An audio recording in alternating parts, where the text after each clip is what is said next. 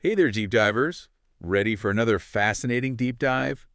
Today we are exploring this idea of like a divine frequency. Mm. Like imagine just tapping into this power within and totally transforming your life. Yeah, aligning with that true self, Yeah. to manifest desires and stuff, it all comes from within. Right. Not from some external technique or like trying to copy other people's success. Exactly. It reminds me of that saying, the kingdom is within you.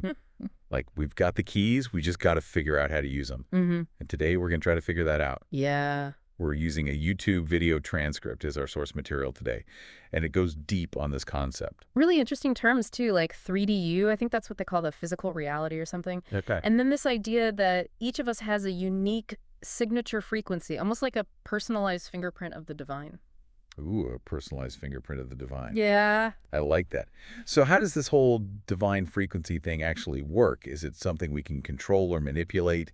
Well, that's where it gets kind of interesting.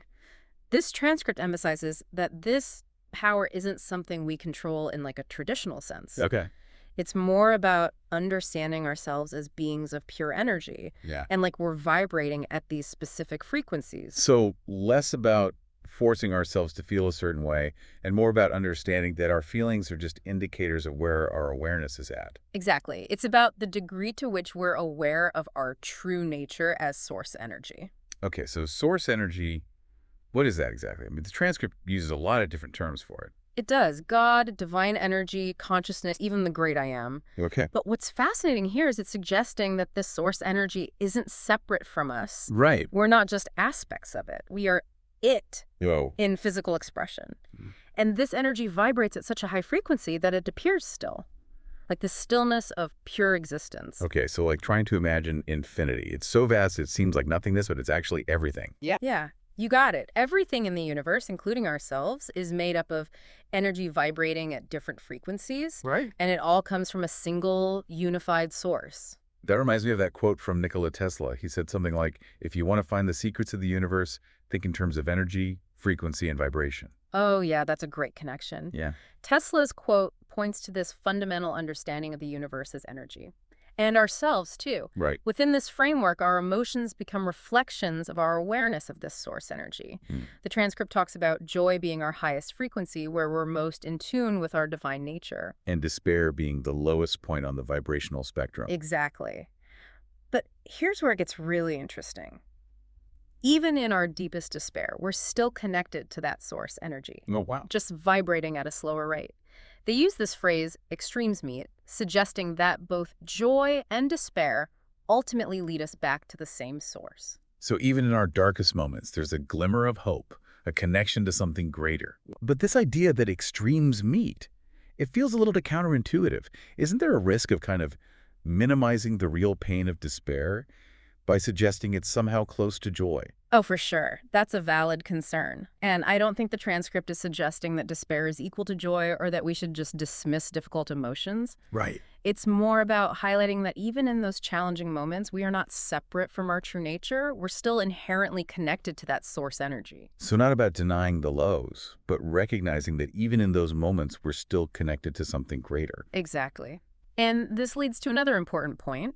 The transcript says our changing emotions don't necessarily increase or decrease our vibration. They just reveal it. So we shouldn't get caught up in trying to constantly chase those positive emotions or force ourselves to feel a certain way. Right. It's more about understanding that our feelings are simply feedback. Mm. They're indicators of where our awareness is at in any given moment, like a compass almost, pointing us back to our true selves. And the transcript suggests that the more frequently we return to that awareness, that connection to source energy, Yeah. the more we align with our divine frequency. So it's not just about fleeting moments of joy or inspiration. It's about consistently embodying that state of connection. Exactly. But how do we do that? Like, life can be pretty distracting. Mhm. It's easy to lose that inner peace. Very true.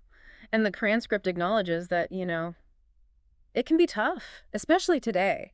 When we're bombarded with all these messages and comparisons, Mhm. it suggests that this constant searching for something outside of ourselves, it actually weakens our awareness of our true nature.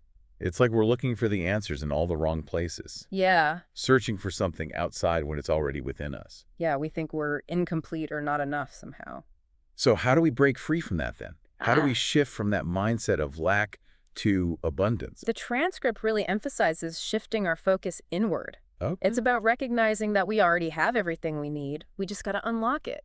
That sounds a lot easier said than done. Yeah. Any tips on how we can actually do that? Well, they connect this to Neville Goddard's concept of feeling the wish fulfilled. Okay. It's about embodying that state, not just a thought, but a deep conviction, Oh, wow. a knowing that it's already done. So we're living from the end result, Yeah, feeling our desires as if they've already happened. exactly. But how do we even cultivate that level of belief, when our reality looks so different? That's where things like visualization and affirmations come in. Right. The transcript doesn't mention those specifically, but Yeah. they're powerful tools. By repeatedly visualizing and affirming, you're imprinting that desired state on your subconscious. So we're retraining our minds to focus on what we want. Exactly, instead of dwelling on what we lack. Okay. But is there a danger of falling into that trap of toxic positivity? Like if we're always trying to force ourselves to feel happy, are we just suppressing our true emotions? That's a really good point. The transcript emphasizes that this isn't about denying or suppressing our emotions. Right? It's about observing them without judgment, Okay. recognizing them as feedback, Yeah. and gently guiding our focus back to that desired state. So acknowledging and accepting our feelings, but not letting them dictate our reality. Right. It's about choosing to focus on what we want to experience, not getting bogged down by the negativity. Exactly. We have the power to choose our thoughts and therefore our reality. This is starting to sound a bit like the law of attraction. It does touch on similar concepts, Uh. but the transcript goes a bit deeper. Okay. It's not just about attracting what we want, Right. but about aligning with our true nature, our divine frequency, Yeah. which naturally attracts the experiences that are in harmony with our soul's purpose. So less about manipulating the universe and more about becoming the version of ourselves who naturally receives those things. Exactly. We are already abundant, whole, and complete. We just Yeah. need to remember who we truly are. That's a beautiful thought. Yeah. But it feels like sometimes we're surrounded by so much negativity and chaos in the world. How can we maintain that inner peace and abundance when everything around us seems to be falling apart? That's where practices like meditation and mindfulness come in. Okay. Again, not explicitly mentioned in the transcript, Yeah. but incredibly powerful for cultivating inner peace and connecting with that source energy. So it's about creating a sanctuary within ourselves, a space of stillness and clarity Yeah, where we can reconnect with our true nature regardless of what's happening outside. exactly. Cultivating that deep inner knowing that we are always connected to something greater. Yeah. A source of infinite love, wisdom, and power that sustains us and guides us. It's like we have a direct line to this infinite source of power and potential within us. That's a great way to put it. And the transcript suggests that the more we align with that inner source, the more we experience a sense of flow and synchronicity in our lives. So the universe conspires to support us when we're in alignment with our true selves. Exactly. When we let go of that need to control and surrender to the flow of life, that's where the magic happens. So much uncovered in this deep dive. Energy, frequency, and vibration, it's all connected. Yeah, it's like a journey, Yeah. And it comes down to the simple truth. We have the power to transform our lives. From the inside out.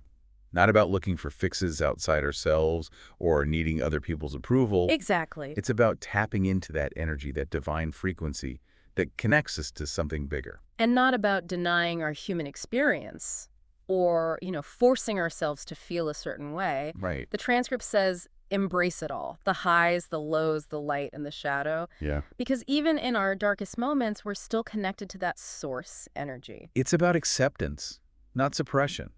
Recognizing those tough emotions as feedback, but not letting them run the show. Right. You always have a choice. You Yeah. can focus on what's missing or align with the abundance that's already there. And the more we practice that alignment, the bigger the ripple effect. Exactly. Not just in our lives, but in the world around us, too. So it's not just personal transformation, Yeah. it's like a collective shift in consciousness. Yeah, like the transcript talks about us being source energy in physical form. Right. We're all unique expressions of that divine energy, contributing to the evolution of everything. It's beautiful. We're all connected, each playing a role in this grand tapestry of existence. When we realize that, but Yeah. we see we're not separate from each other or from that source energy, Yeah. we tap into a power that's way bigger than ourselves. This deep dive has been so inspiring. It's like a whole new perspective on transformation and manifestation. The key takeaway here is you already have everything you need to create the life you want. It's all there within us. It's about aligning with your true nature, that divine frequency, and letting the universe support you along the way. That's amazing. And on that note, deep divers, we've reached the end of our deep dive into divine frequency. I hope this conversation has sparked something within you, a sense of curiosity about the incredible power that resides within each and every one of us. Until next time, keep exploring, keep diving deep, and remember, the kingdom is within you.